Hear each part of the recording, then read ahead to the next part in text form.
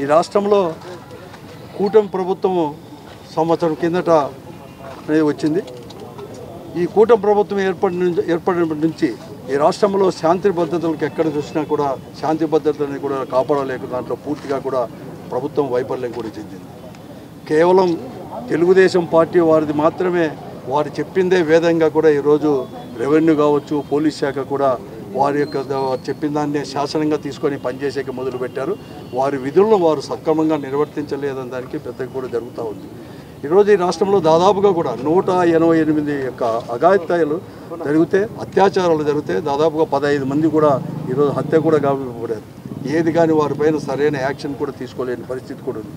వాటిలో భాగంగానే ఈరోజు ఈ అనంతపురం జిల్లాలో కూడా, ఉమ్మడి అనంతపురం జిల్లాలో కూడా ఒక దళిత కావచ్చు, అలాగే ఒక ఎస్టీ అమ్మాయి అంటే గిరిజన అమ్మాయికి కూడా ఈరోజు కూడా హత్య గావించబడుతుంది. ఒక దగ్గర కూడా దళిత అమ్మాయిని కూడా అమానుషంగా కూడా ఈరోజు కూడా అంతా కూడా కామందులు కొంతమంది కూడా చేసినా కూడా ఈరోజు ఎక్కడ కానీ చర్య తీసుకున్న దాంట్లో పూర్తిగా కూడా వైఫల్యం చెందారు, నిర్లక్ష్యం కూడా వహించారు.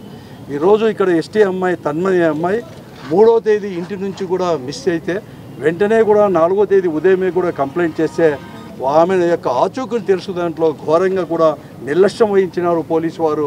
అందుకోసమే ఆమె 7వ తేదీ శవమై ఇక్కడ అది కూడా కనపడింది.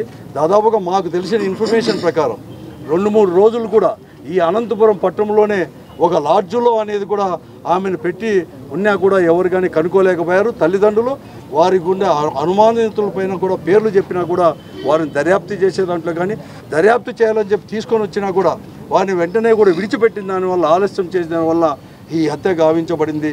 ఇది పూర్తిగా కూడా సర్కారీ హత్య తప్ప మరొకటి కాదని కూడా చెప్పక తప్పదు.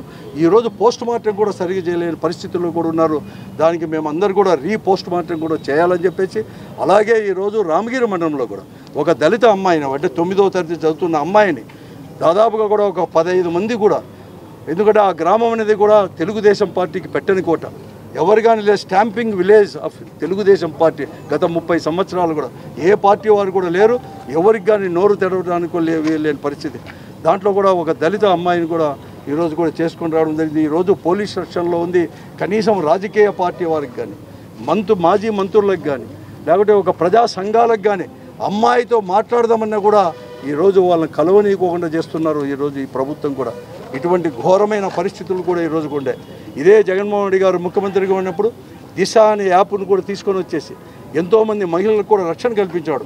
దాదాపుగా కూడా 1.5 కోటి మంది కూడా ఆ దిశ అనే యాప్ను కూడా తీసుకుని కూడా ఉపయోగించుకున్నారు. ఈరోజు అంతేకాదు 2250 మంది కూడా చాలామంది కూడా వాళ్ళ ప్రాణాన్ని, మానాన్ని కూడా కాపాడుకునేది కూడా ఉంది. కూడా ఆ దిశ యాప్ని నిర్వీర్యం చేశారు. హోమ్ మినిస్టరు ఏమాత్రం లేదు, ఒక హోమ్ మినిస్టరే అనిత గారే చేతులు ఎత్తేసి ఈరోజు కూడా నా దగ్గర లాఠీ లేదు, తుపాకీ లేదు, నేను ఏమి చేయగలనని చెప్పేసి కేవలం ఈరోజు ప్రతిపక్షంగా మేము ప్రజల పక్షాన్ని అడిగితే మా పైన సెటర్లు వేసేదానికో, లేకపోతే తెలుగుదేశం పార్టీని పొగుడుకోవడానికో, మమ్మల్ని విమర్శించడానికే ఆమె మంత్రి పదవి వచ్చినట్లుగా ఈరోజు కూడా ఉంది. కానీ ఎక్కడ కానీ జరిగిన దారుణమైన పరిస్థితులు ఉన్నాయి. అందుకోసమే ఈరోజు పెద్ద ఎత్తున కూడా ఇది కేవలం రిప్రజెంటేషనే కాదు, లేకపోతే ఈ పోలీసు వారో లేకపోతే ప్రభుత్వం వారో ఇక్కడ జరిగిన అఘాతానికి ఇది కేవలం ఒక సర్కిల్ ఇన్స్పెక్టర్ని సస్పెండ్ చేసినంత మాత్రాన ఇది మాత్రం ఆగదు. ఈ పోరాటం కూడా వెంటనే ఆ బాడీకి రీపోస్ట్ మార్టం చేసి వారికి, ఆ కుటుంబానికి తగు న్యాయం ఆర్థికంగా కానీ, లేకపోతే ఆ ఇంటికి ఒక ప్రభుత్వ ఉద్యోగం, ఆ ఇంటిలో ఎవరికైతే అర్హత ఉంటే వాళ్ళు ప్రభుత్వ ఉద్యోగం ఇచ్చేటట్టు, అలాగే ఒక అర్బన్లో కూడా 5 సెంట్ల స్థలం కూడా, ఎందుకంటే ఆ రోజు జగన్మోహన్ రెడ్డి గారు ఇవన్నీ కూడా చేశారు, అవన్నీ కూడా చేయాలని చెప్పేసి కూడా ఈ ప్రభుత్వాన్ని కూడా డిమాండ్ చేస్తూ భవిష్యత్తులో కూడా ఇంకా పెద్ద ఎత్తున కూడా మేము చేస్తాము, పోరాటాలు చేస్తామని చెప్పేసి కూడా తెలియజేస్తాం. యువగలం పాదయాత్రలో నారా లోకేష్ గారు గిరిజనులకి, దళితులకు న్యాయం చేస్తాడు. కానీ ఈ సంవత్సరం వచ్చిన తర్వాత ఈ రెడ్ బుక్ రాజ్యాంగంలో దళితులకి, గిరిజనులకి పెద్ద ఎత్తున ఈరోజు చూస్తున్నాం. తన్మయ్య అనే మహిళ, ఒక ఇంటర్మీడియట్ చిన్న పాప, ఆ పాప వాళ్ళ తల్లిదండ్రులు కూడా కూలి పని చేసుకునేవాళ్ళు. వాళ్ళని వంచి ఏ రకంగా ఈరోజు కూడా ఈ పెద్ద కులాల వారు తీసుకువెళ్ళే 5 రోజులు కిడ్నాప్ చేస్తే పోలీసు వారికి విన్నవించారు. వాళ్ళు 3వ తేదీ జరిగితే 3వ తేదీ నైటే విన్నవించారు. సార్ ఇట్లా మా పాపకు అన్యాయం జరిగింది, దీనిపైన చర్య తీసుకోండి అంటే, వారు ఎవరైతే అనుమానం ఉందో ఆ వ్యక్తి కూడా ఫలానా వ్యక్తి అని చెప్పినా కూడా ఆయన తీసుకొచ్చి తూతూ మంత్రంగా ప్రశ్నించి ఆయన మళ్ళీ వదిలేయడం జరిగింది. ఆ రోజు నైట్ ఆ పాప లాడ్జ్లో ఉంది. ఆ రోజు అతన్ని గట్టిగా ప్రశ్నించింటే ఆ పాప బతికేది. అవన్నీ పట్టించుకోకుండా వీళ్ళకి ఏమి చేత కాదని, గిరిజనులు కదా ఏమి చేత కాదు వాళ్ళకి, వాళ్ళు ఏం చేసినా పట్టించుకునే వాళ్ళు లేరు కదా అని చెప్పనేసి ఆ రోజు వాళ్ళే స్టేషన్లోనే ఆ పాప ఒక తండ్రి వాళ్ళ మామ కూడా, సార్ వీళ్ళకి సంబంధం ఉంది వాడిని అడుగుతూ ఉంటే వీళ్ళు ఏమని, రే నీకు తెలుసు నువ్వు చొప్పురా అంటే, నువ్వు కాదు మీరు కాదు అడిగేది మేము అడిగేది అని చెప్పి పోలీసు వాళ్ళని బయటికి పంపించి వాళ్ళు విచారించిన తర్వాత వీళ్ళకి సంబంధం లేదని వదలడం వల్ల ఆ రోజు నైట్ అప్లోడ్ తీసుకెళ్ళి ఊకే చెప్పలేంట ఆ పాపని ఆ పాప క్యారెక్టర్ బాగాలేదని చెప్పి పోలీసు వాళ్ళే చెప్తారంట వాళ్ళ ఆ పిల్లోడికి. అన్ని తర్వాత ఆ పాడు కోపంతో ఆ పాప పైన నీ క్యారెక్టర్ ఇట్లాంటిదే అని చెప్పనేసి ఆ పాపని చంపిన కార్యక్రమం ఏదో జరిగింది. పోలీసులు ఆ రోజు పెద్దగా సీరియస్గా పట్టించుకుంటే ఆ రోజు జరిగే పరిస్థితి కాదు. కానీ పట్టించుకున్న తర్వాత పోలీసులు ఒకటే చెప్తున్నారు, మేము సస్పెండ్ చేసాం సీఐ అని చెప్పేసి. సీఐని సస్పెండ్ కాదు, మేము ఒకటి అడుగుతున్నాం. ఇక్కడ ఏదో కొత్తిమీర దూరంలోనే వాళ్ళ ఇల్లు టీవీ టవర్ దగ్గర. కలెక్టర్ గారు ఎక్కడున్నారు? కొత్తిమీర అనంతపురం టౌన్లో అనేది ఉండేది. కలెక్టర్ గారికి ఇన్ని రోజులు కనపడలేదా? వాళ్ళు ఎవరనేది గిరిజనులు కాబట్టి అదే పోలే. ఆ కలెక్టర్ గారు వాళ్ళ ఇంటికాడికి పోయి పరామర్శించిన పరిస్థితి కనపడలే. అదే పెద్ద వాళ్ళు ఏంటి వాళ్ళ ఇంటికాడ పోరా? ఎమ్మెల్యే కొడుకో ఎమ్మెల్యే కూతురో లేకపోతే పెద్ద కుటుంబాలకు సంబంధించిన అయితే పోరా? దరిద్రం అంటే అంత చూప, అంత చిన్న చూప. ఒకటే చెప్తున్నాం, మీరు ఈ పద్ధతి మార్చుకోకపోతే దళిత గిరిజనులు పెద్ద ఎత్తున పోరాటాలు చేస్తాం. మేము పోరాటాలకి ఎక్కడా కూడా మేము తగ్గే ప్రసక్తి లేదు. మీకు ఒకటే చెప్తున్నాం, ప్రభుత్వం వెంటనే గతంలో ఏ విధంగా అయితే దళితులు గిరిజన మహిళ చనిపోతే ఆ కుటుంబానికి జగన్మోహన్ రెడ్డి గారు ప్రభుత్వ ఉద్యోగంతో పాటు 5 సెంట్ల భూమి, అదేవిధంగా వాళ్ళకి ఎగ్జిక్యూటివ్ కూడా ప్రకటించి వాళ్ళకి ఉద్యోగం కూడా ప్రకటించడం జరిగింది. ఈరోజు మీ తెలుగుదేశం పార్టీకి అదేవిధంగా చంద్రబాబు నాయుడికి పవన్ కళ్యాణ్ గారికి నేను ప్రశ్నిస్తా అని చెప్పాడు. ప్రశ్నించే పవన్ కళ్యాణ్ అడిగిపోయినావు. ఆ రోజు 30,000 మహిళల్ని వాలంటీర్స్ కిడ్నాప్ తీసుకుపోయి ఎక్కడో వేరే రాష్ట్రం తీసుకుపోయి అన్నావే. ఈరోజు ఇక్కడ ఉన్నటువంటి దళిత గిరిజన మహిళలకే న్యాయం జరగకపోతే నువ్వు ఏం చేస్తావు? ప్రశ్నించే కళ్ళు మూసుకొని ఇంట్లో కూర్చున్నావు పవన్ కళ్యాణ్ అని తెలియజేస్తూ వెంటనే ఈ ప్రభుత్వం దిగి వచ్చి వాళ్ళ కుటుంబానికి ఎవరైతే తన్మయ ఉన్నారో వాళ్ళ ఫ్యామిలీ వెంటనే వాళ్ళకి ఏదైతే ఎక్స్రేషా కానీ గవర్నమెంట్ ఉద్యోగం కానీ వాళ్ళకి రావాల్సిన బెనిఫిట్స్ అన్ని కూడా వెంటనే ఇవ్వాలి. లేని పక్షంలో వైఎస్ఆర్ కాంగ్రెస్ పార్టీ దళిత గిరిజన సంఘాలు కూడా పెద్ద ఎత్తున పోరాడతామని చెప్పి ఈరోజు రిప్రజెంటేషన్ ఇవ్వడం జరిగింది ఆర్డీఆర్ఓ గారికి.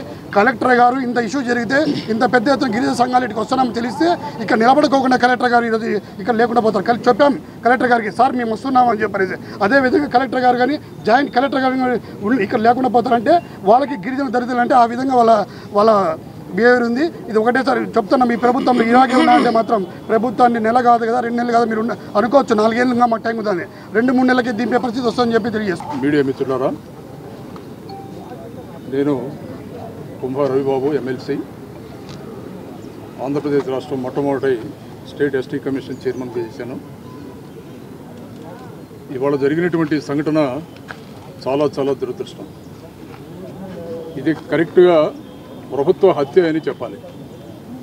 సంపూర్ణంగా దీనికి చంద్రబాబు నాయుడు గారే బాధ్యత వహించాలి. ఎందుకంటే ప్రభుత్వానికి అధినేత ఆయనే కాబట్టి చంద్రబాబు నాయుడు గారు ప్రత్యక్షంగా బాధ్యత వహించవలసినటువంటి బాధ్యత ఆయన మీదే ఉంది. 3వ తారీఖు తన్మయ తల్లిదండ్రులు కంప్లైంట్ ఇచ్చారు. 7వ తారీఖు బాడీ ట్రేస్ అవుట్ అయ్యి 3వ తారీఖు తల్లిదండ్రులు కంప్లైంట్ ఇచ్చినప్పుడు 4వ తారీఖు అనుమానాస్పద నిందితుడిని పిలిచి ఎంక్వైరీ చేసి సంపూర్ణమైనటువంటి ఎంక్వైరీ చేయకుండా ఎలాంటి రాజకీయ ఒత్తిడి ఉందో వాళ్ళ మీద అర్థం కాదు, వాళ్ళని వదిలేసి ఆ తల్లిదండ్రుల మీద ప్రెషర్ బిల్డప్ చేశారు పోలీస్ డిపార్ట్మెంట్. ఇది సరైనటువంటి విధానం కాదు. రాష్ట్ర ప్రజానీకం మొత్తం కూడా దీన్ని తీవ్రంగా చూస్తుంది. వాళ్ళ ఈ కూటమి ప్రభుత్వం అధికారంలోకి వచ్చిన తర్వాత 188 మంది మహిళల మీద అత్యాచారాలు జరిగినాయి. అంటే సగటున 2 రోజులకి ఒక మహిళ మీద అత్యాచారం జరిగింది. 15 మంది మహిళల్ని అత్యాచారం చేసి చంపేశారు. 5 బాలికల్ని చంపేశారు. ఇంత దుర్మార్గమైనటువంటి పరిపాలన బహుశా ఆంధ్రప్రదేశ్ చరిత్రలో ఎన్నడూ కూడా జరగల. దీనికి డైరెక్ట్గా ప్రభుత్వము చంద్రబాబు నాయుడు గారే బాధ్యత వహించాలి. రాష్ట్రంలో ఉన్నటువంటి పోలీస్ డిపార్ట్మెంట్ ఏ విధంగా వ్యవహరిస్తుంది? చట్టాలని మీ చేతిలో తీసుకుని, అధికారాన్ని మీ చేతిలో తీసుకుని అహంకారపూరితంగా వ్యవహరిస్తున్నారు. ఇవాళ మీరు ఇంత దుర్ఘటన జరిగితే 4 వ్యక్తుల మీద అనుమానంగా ఉందని కంప్లైంట్ ఇస్తే తల్లిదండ్రులు ఒక వ్యక్తిని కస్టడీలో తీసుకుని మిగిలిన వ్యక్తుల మీద కనీసం ఎఫ్ఐఆర్ కూడా ఫైల్ చేయలేదు. ఇవాళ స్పష్టంగా చెప్తున్నాం, ఎస్సీ ఎస్టీ అత్యాచారాల చట్టం ప్రకారం ఆ నలుగురి మీద ఎఫ్ఐఆర్ నమోదు చేయాలి. ఆ నలుగురు ఎవరైతే అనుమానాస్పదమైనటువంటి వ్యక్తులని తల్లిదండ్రులు చెప్పారో వాళ్ళ నలుగురి మీద కూడా ఎఫ్ఐఆర్ ఎస్సీ యాక్ట్ కింద చేయాలి. అత్యాచారం కింద 304 కూడా వాళ్ళ మీద ఇంపోజ్ చేయాల్సిందే. సూటిగా మేము అడిగే కొన్ని ప్రశ్నలు ఉన్నాయి ఇందులో. 3వ తారీఖు ఆ అమ్మాయి తనలో కనపట్లేదని తల్లిదండ్రులు కంప్లైంట్ ఇస్తే 7వ తారీఖు శవమై తెలియంది. ఫోరెన్సిక్ రిపోర్ట్లో 5వ తారీఖు చంపేసి ఉండొచ్చని వాళ్ళు రిపోర్ట్ ఇచ్చారు. అంటే 3వ తారీఖు నుంచి 5వ తారీఖు దాకా అసలు ఈ అమ్మాయి ఎక్కడ ఉంది, ఎవరి ఆధీనంలో ఉంది, ఏ లాడ్జీలో ఉంది, ఎంతమంది వ్యక్తులు ఆ అమ్మాయిని హింసించారు, ఏ ప్రాంతంలో చంపేశారు, ఎక్కడికి తీసుకెళ్లి కాల్ చేయాలని ప్రయత్నం చేశారు, దీనికి సంబంధించినటువంటి సంపూర్ణ వివరాలు పోలీస్ డిపార్ట్మెంట్ వ్యక్తపరచట్ల. ఇది చాలా దుర్మార్గమైనటువంటి విషయం. ఈ కూటమి ప్రభుత్వం ప్రధానంగా చంద్రబాబు నాయుడు గారు ఈ రాష్ట్రాన్ని ఏం చేయదలుచుకున్నారో అర్థం కావడం లేదు. సంవత్సర కాలంలో సగటున 2 రోజులకి ఒక మహిళ అత్యాచారానికి గురై హత్య చేయబడుతుందంటే ఇంతకన్నా దుర్మార్గమైనటువంటి పరిపాలన మరొకటి లేదు. ఇవాళ స్పష్టంగా చెప్తున్నాం మేము, ఎస్సీ ఎస్టీ చట్టం కింద కేసు ఫైల్ చేయాల్సిందే. ఇది మా ప్రధానమైనటువంటి డిమాండ్. ఆ పూడ్చిపెట్టినటువంటి శవాన్ని మళ్ళీ బయటకు తీసి ఖచ్చితంగా పోస్ట్ మార్టం చేసి ఎందుకు చనిపోయింది అమ్మాయి, ఏ విధంగా చనిపోయింది, దాన్ని కూడా బహిర్గతం చేయాల్సినటువంటి బాధ్యత ఇవాళ ప్రభుత్వమైన ఉంది. ఒకవేళ మీరు అలానే చేయని పక్షంలో ఈ రాష్ట్రంలో ఉన్నటువంటి ప్రజా సంఘాలు కానివ్వండి, వైఎస్ఆర్ కాంగ్రెస్ పార్టీ కానివ్వండి, గిరిజన సంఘాలు కానివ్వండి, ఉవ్వెత్తున ఉద్యమిస్తాం. రాష్ట్రంలో భారీ స్థాయిలో ఎస్సీ ఎస్టీ మహిళల మీద వ్యక్తుల మీద అత్యాచారాలు చేయడం జరుగుతుంది. ఇవాళ దీన్ని తీవ్రంగా ఖండిస్తున్నాం. పౌర హక్కులు నశించిపోతున్న ఇవాళ రాష్ట్రంలో ప్రధానంగా మహిళల మీద తీవ్రమైనటువంటి హింస చెలరేగుతుంది ఇవాళ రాష్ట్రంలో. దీన్ని వైఎస్ఆర్ కాంగ్రెస్ పార్టీ తీవ్రంగా ఖండిస్తుందని కూడా ఇవాళ మీడియా ద్వారా ఈ ప్రభుత్వానికి హెచ్చరికలు జారీ చేస్తున్నాం. అంతేకాదు, ఇవాళ ప్రభుత్వంతో మాట్లాడుతుంటే, డిఆర్ఓ గారితో మాట్లాడుతుంటే సమాధానం లేదు ఆయన దగ్గర నుంచి. ఇవాళ ప్రజా సంఘాలుగా వైఎస్ఆర్ కాంగ్రెస్ పార్టీ నుంచి మేము వస్తున్నామని మాట్లాడుతుంటే కలెక్టర్ గారు అందుబాటులో లేరు, కనీసం జాయింట్ కలెక్టర్ అందుబాటులో లేరు. ప్రభుత్వానికి కొన్ని విషయాలు చెప్పాల్సినటువంటి బాధ్యత మా అందరం మీద కూడా ఉంది. ఇవాళ కనీసం జరిగి 4 రోజులు గడిచిపోతున్నా కూడా ఈరోజు కూడా ఆ ప్రభుత్వానికి సంబంధించినటువంటి ఆర్థిక సహాయం రూపాయి కూడా ఇవ్వాలి. ఎంత దుర్మార్గమైనటువంటి విషయం ఇది. చట్ట ప్రకారం ఆ కుటుంబంలో ఉన్నటువంటి ఒక వ్యక్తికి ఉద్యోగం కల్పించాలి, సిటీలో 5 సెంట్లు స్థలం ఇవ్వాలి గృహ నివాసానికి, అలాగే 2 ఎకరాల సాగు భూమిని ఇవ్వాలి, 10 లక్షలు డబ్బు ఇవ్వాలి. వీటిల్లో దేని కూడా చట్టాన్ని ఇంప్లిమెంట్ చేయాలనేటువంటి పరిస్థితి ఇక్కడ ఉన్నటువంటి జిల్లాలో ఉన్నటువంటి బ్యూరోక్రసీ మీద ఆధారపడి ఉంది. ఇవాళ ఈ ప్రభుత్వాన్ని, ప్రభుత్వ అధికారులను ఇవాళ మేము డిమాండ్ చేస్తున్నాం. తప్పకుండా చట్టాన్ని మీ చేతుల్లో తీసుకోకండి. చట్ట ప్రకారం ఆ కుటుంబానికి అందాల్సినటువంటి అన్ని కార్యక్రమాలు మీరు చేయాలి. ఇవాళ స్వయాన రాష్ట్రంలో ఒక దళిత మహిళ హోమ్ మినిస్టర్గా ఉంటే రాష్ట్రంలో విపరీతంగా ఎస్సీ ఎస్టీ మీద అత్యాచారాలు జరుగుతుంటే, హత్యలు జరుగుతుంటే చూస్తుంటున్నారా మీరు? నిద్రపోతుందా ప్రభుత్వం? ఇవాళ వైఎస్ఆర్ కాంగ్రెస్ పార్టీ ప్రశ్నిస్తుంది. ఇవాళ రాష్ట్రంలో ఉన్నటువంటి గిరిజన సంఘాలు ప్రశ్నిస్తున్నాయి, దళిత సంఘాలు ప్రశ్నిస్తున్నాయి. చట్టాన్ని మీ చేతుల్లో తీసుకొని ఈ ప్రజానీకాన్ని హింసించే కార్యక్రమం చేయకండి, న్యాయం చేయండి. మీరు సరైనటువంటి న్యాయం చేయకపోతే ఏ స్థాయికైనా తీసుకెళ్ళి ఈ ఉద్యమాన్ని మరింత ఉధృతం చేస్తామని కూడా ఈ సందర్భంగా ప్రభుత్వాన్ని హెచ్చరికలు కూడా జారీ చేస్తున్నాం.